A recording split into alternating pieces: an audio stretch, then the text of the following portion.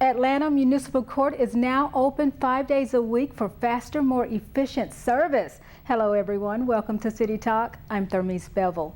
That's the word from Chief Judge Herman Sloan. The Municipal Court of Atlanta now has 4 docket calendars 5 days a week. Previously, the court only saw 2 dockets a day and judges were in court for 4 days a week. So what does this mean for you? The Chief Judge says no more waiting around all day to pay a ticket due to your case coming after a DUI or probation hearing, which usually takes longer than average. By adding these additional calendars, we are now able to give the judge the abilities to pull that off of a normal docket and place it on a trial docket, if you will. The court processes over 200,000 cases a year. Walk-ins or those who miss their court dates will now be put on a special calendar of when the judge hears those cases. Always known for its swank, Buckhead just got even swankier. Luxury multi-purpose development Buckhead Atlanta officially opened its doors.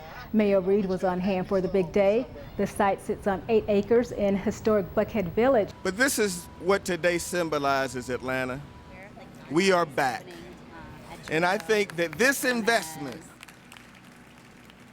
this decision by some of the leading businessmen in the country, this belief in Atlanta is a part of the reason that we are back today.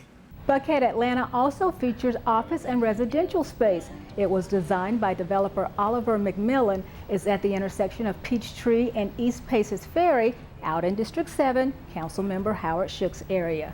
Councilman C.T. Martin held a community meeting to give constituents an update on things happening in District 10. Martin says it was a good meeting with a good turnout and lots of good news. We believe in keeping the district up, to date on what's going on. We do give and take, and then we, keep moving. I kind of heard a little hint it would be something relative to the new park, and I'd like to know basically some of the parameters about that park. That's right. A new park is coming to the corner of Fairburn Road and Benjamin E. Mays Drive, and residents are looking forward to it. A new interactive map shows potential areas under consideration to be addressed by a $250 million infrastructure bond. Voters go to the polls to approve or deny that bond in March. The map also shows how much each project is expected to cost. Residents can leave feedback or comments for city officials. The city currently has a $900 million backlog of infrastructure projects. Public hearings have been taking place to gauge residents' needs and concerns. The second round recently ended, but keep checking City Channel 26 and City Talk for updates on a third and final round of hearings.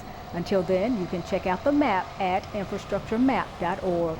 Flu season is around the corner. Officials at Children's Healthcare of Atlanta want us to prepare for flu shots. Dr. Andy Shane is the medical director of hospital epidemiology at Children's. She's hoping to dispel the myth that getting the shot causes the flu and hopes everyone will roll up their sleeves and get immunized.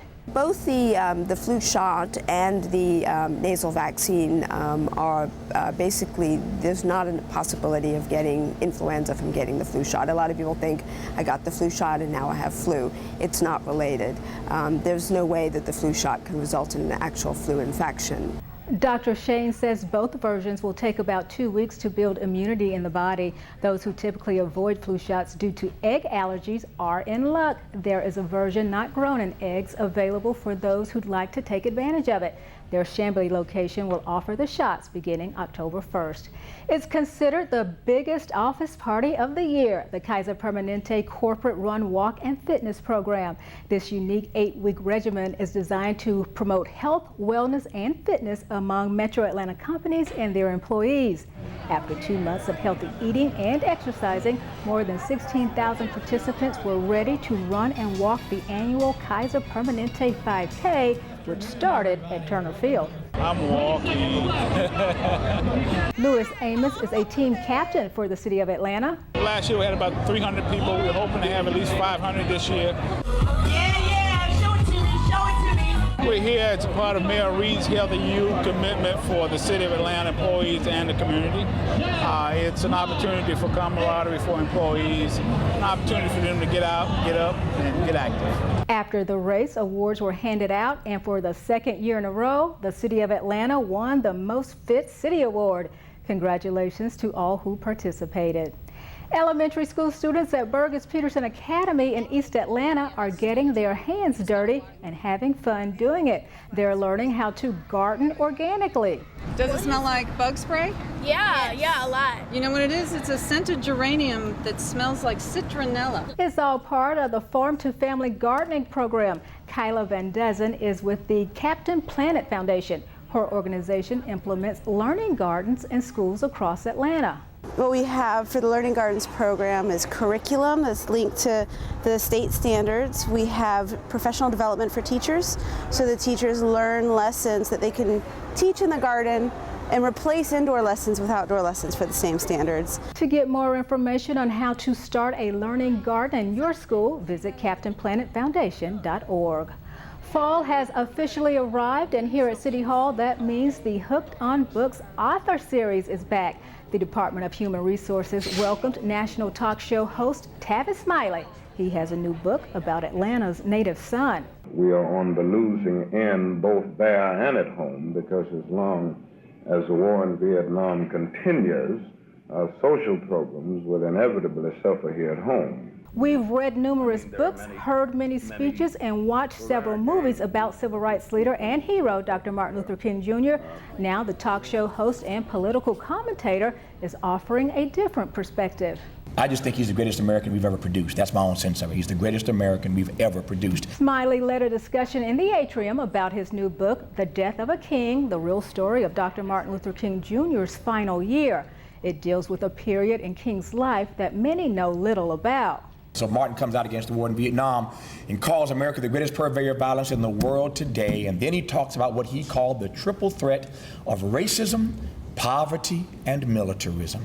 After taking time to sign a few books, he was off to Los Angeles to practice his dance moves. He's a contestant on the new season of Dancing with the Stars. Coming up, the City of Atlanta honors a local leader for his lasting contributions to the community. And Aviation General Manager Miguel Southwell is here to give us an update on the world's busiest airport. Back in a moment. ATL 26, forward together.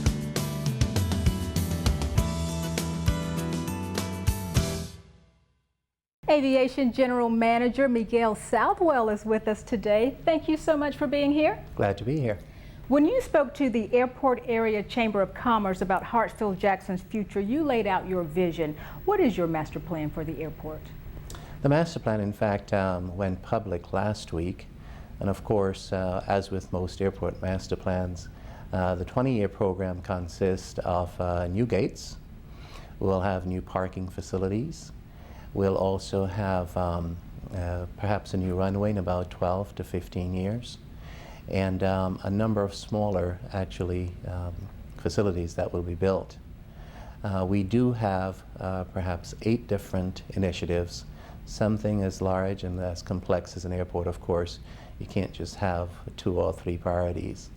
Our priority, of course, is developing cargo so that we can create jobs during that time when passengers are not flying, between the hours of 11 p.m. and 6 a.m. in the mornings. You can't do all of those things without talking about how you're going to fund those projects.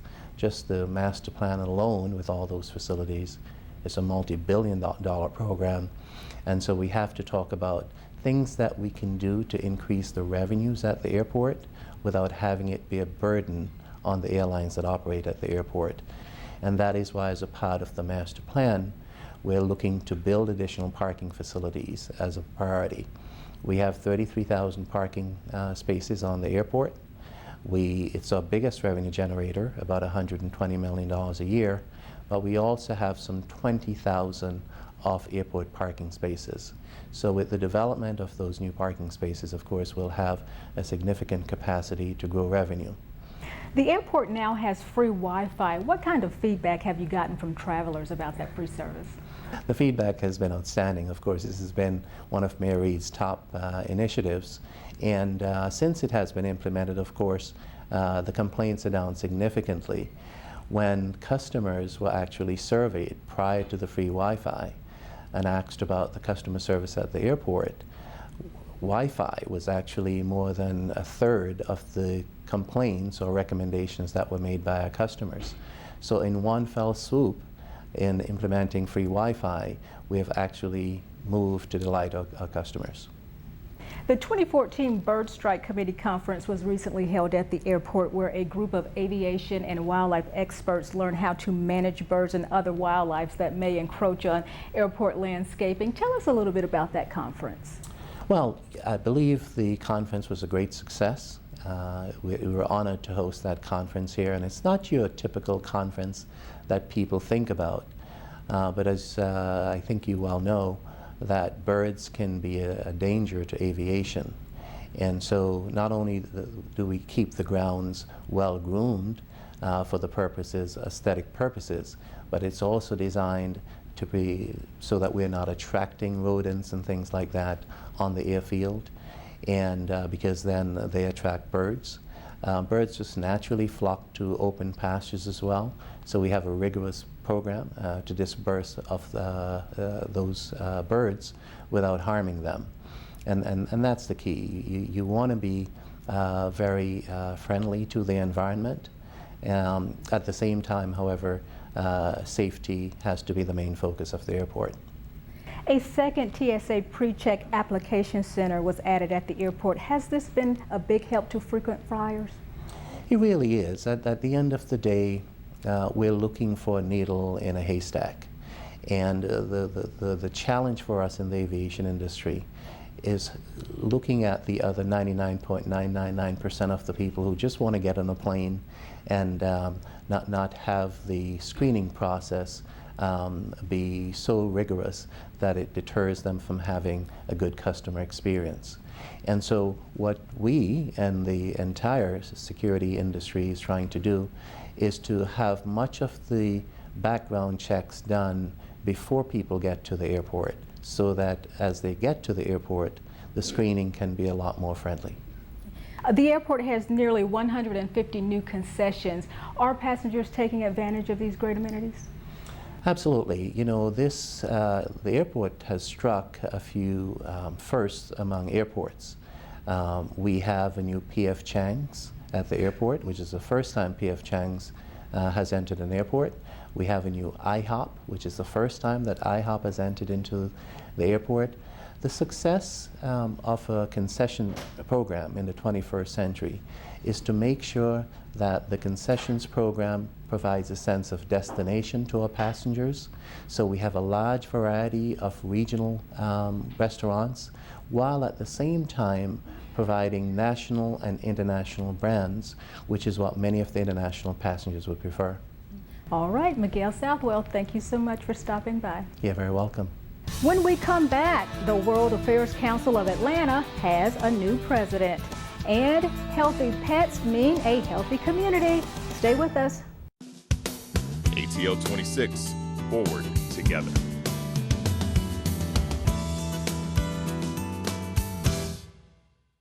Councilman Ivory Lee Young Jr. was delighted to be a part of the street renaming ceremony for Judge Hairston.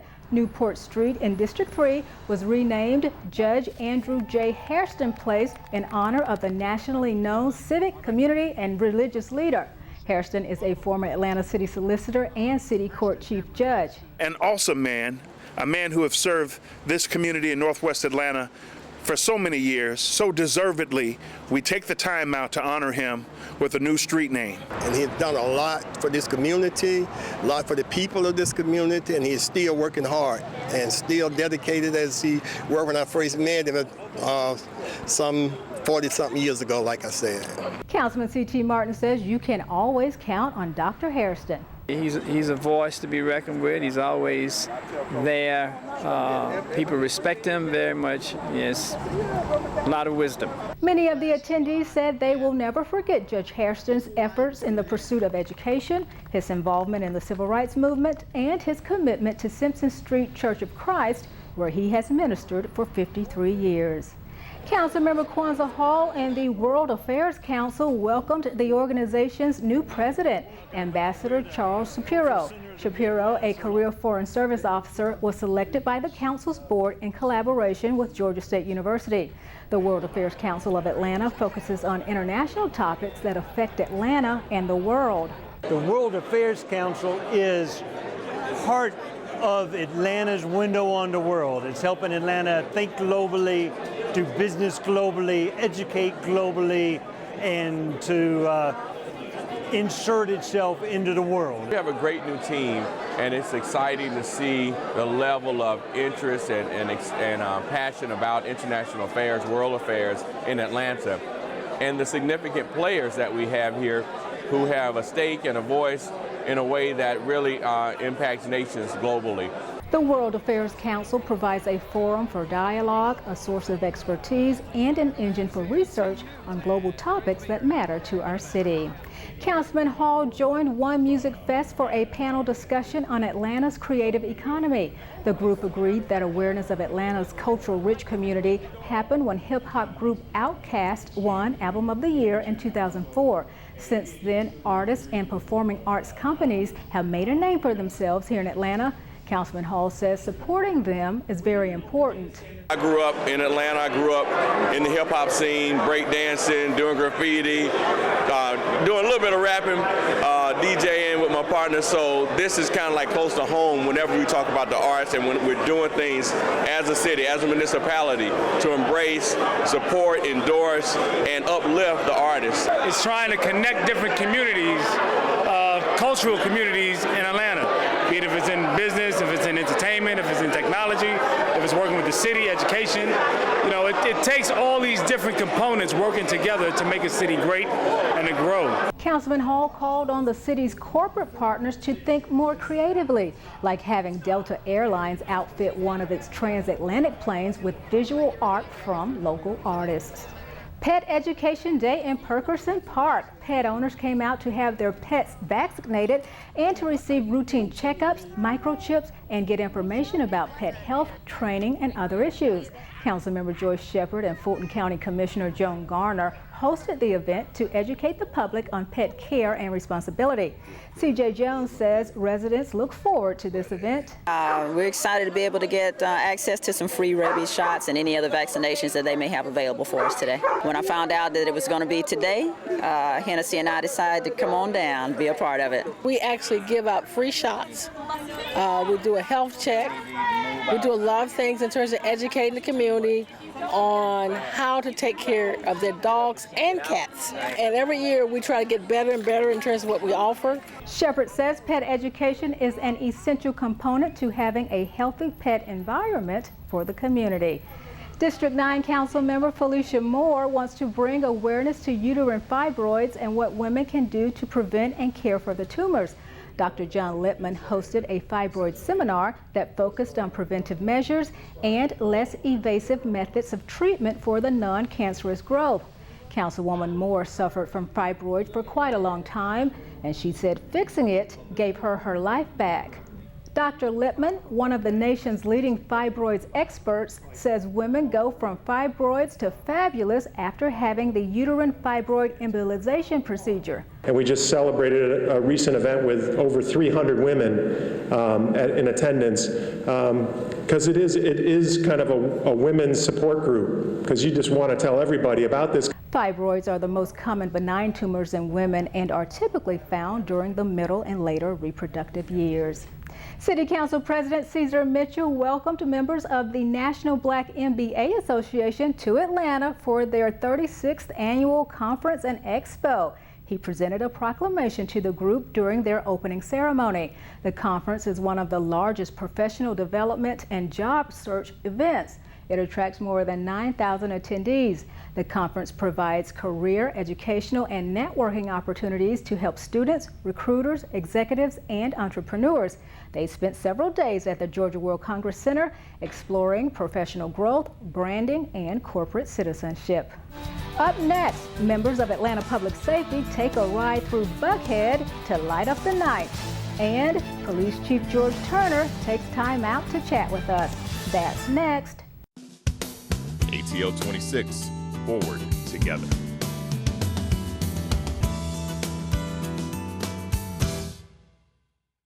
The community turned out in Buckhead for the Light Up the Night family bicycle ride. The 5 to 10 mile bike ride through Buckhead included police officers, firefighters, and their families, all to raise money for the nonprofit organization, the Gold Shield Foundation of Atlanta, which started back in 1997.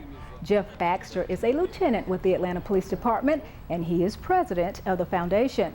A great group of civic-minded guys got together and started this organization, and it helps out policemen and firemen who've been injured or killed in the line of duty.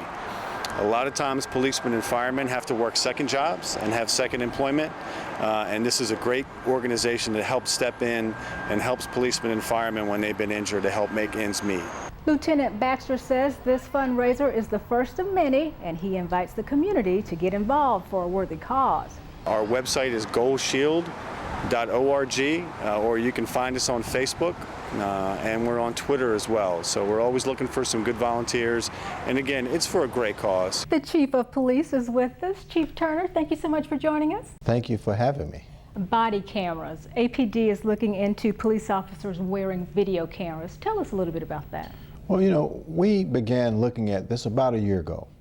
I was at a major city chiefs conference. There was a huge discussion around transparency in police departments, and quite frankly, I began to think, you know, if we can change the paradigm on where we are, it'd be huge for us. And so we began to partner with the Police Foundation, I guess about 3 months after that, and began to look at what it would look like and bringing in multiple vendors in to bring their products in, and we began to test.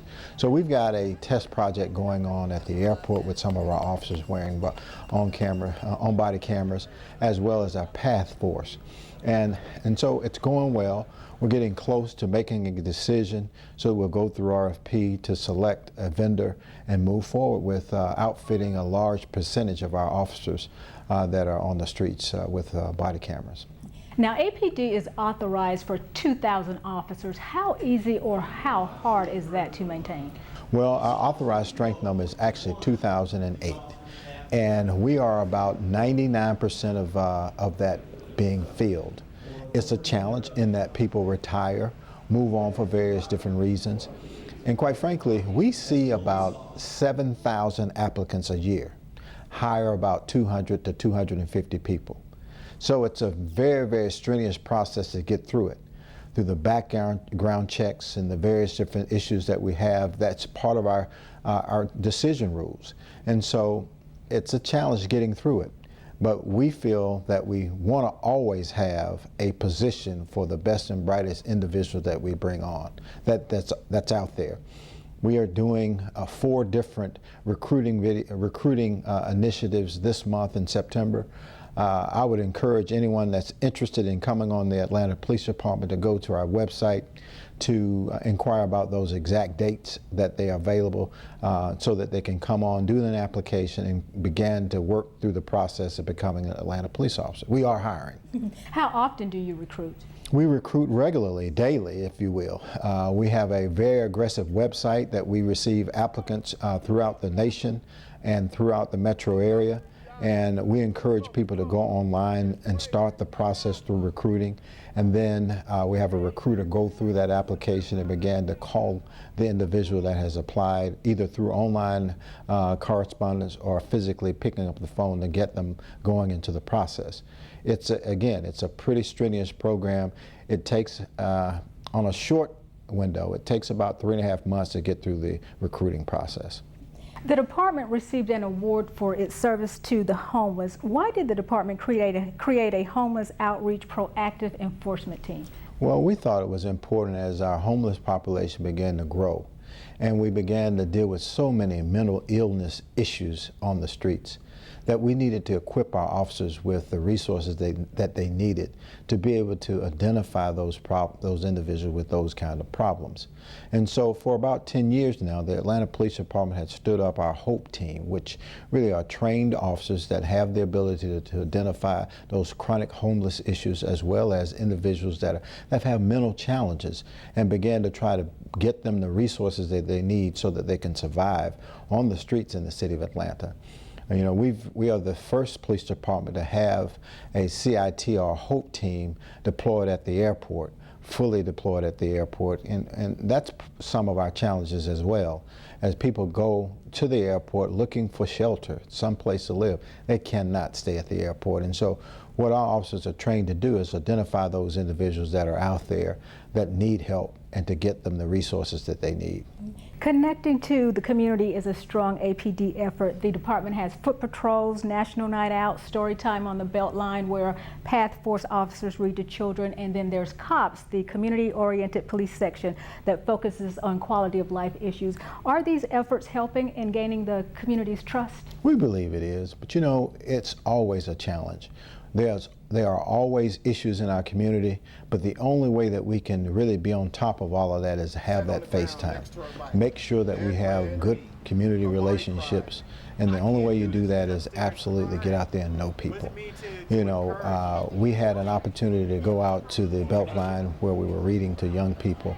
I got there late, but I was there, and quite frankly, the people were shocked to see the police chief in an event like that. But you know, I like to participate in as many community events as I possibly can, so that I can continue to know what the pulse of the community is around what issues that we're facing in the community. And so we know that if and when that next situation occurs, we need advocates in the community that will stand up for the police department and really just know that we're going to do the right thing, that we're going to be transparent in our actions and our involvement with the community, and that happens only through relationships. Well, congratulations on being named Vice President of the Georgia Association of Chiefs of Police. Thank you very much. Thank you very much. You know, I actually ran for the executive board of the Georgia Chiefs Association 3 years ago. I was elected, and I'm really proud to be serving. I will actually be sworn in as the chief of the president of the Georgia Chiefs Association in July of 2015.